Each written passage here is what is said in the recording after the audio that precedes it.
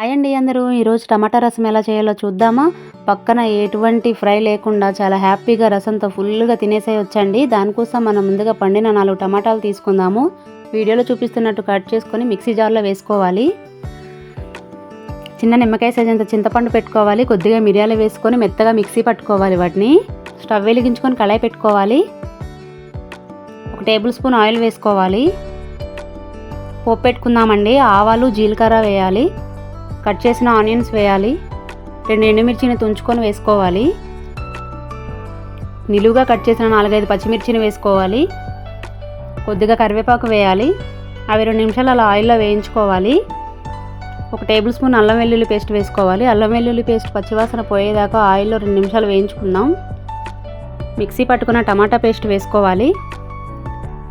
పేస్ట్కి తగినంత సాల్ట్ వేయాలి. 1 table spoon పసుపు వేసుకోవాలి.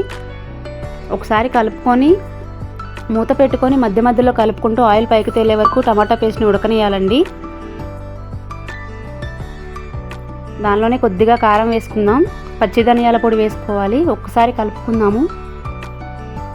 రసానికి సరిపడినన్ని వాటర్ పోసుకోవాలి.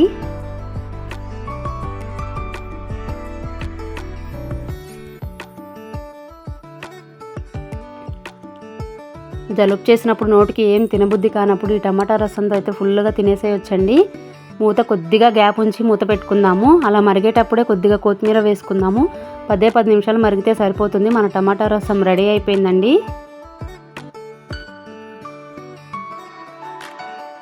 నేనైతే అప్పడాలు వేయించాను 2.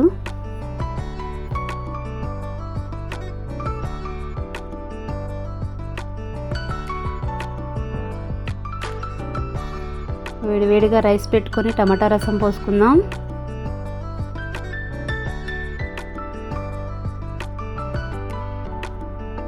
అప్పడము ఎంత హాయిగానండి, ఫుల్గా ప్రశాంతంగా తినేసేయచ్చు. నాకైతే ఆ రోజు ఫుల్ జలుబు చేసింది. నోటికి చాలా మంచిగా అనిపించిందండి. ఫుల్గా తినేసాను. ఉన్నాం. ఓకే, బాయ్ అండి.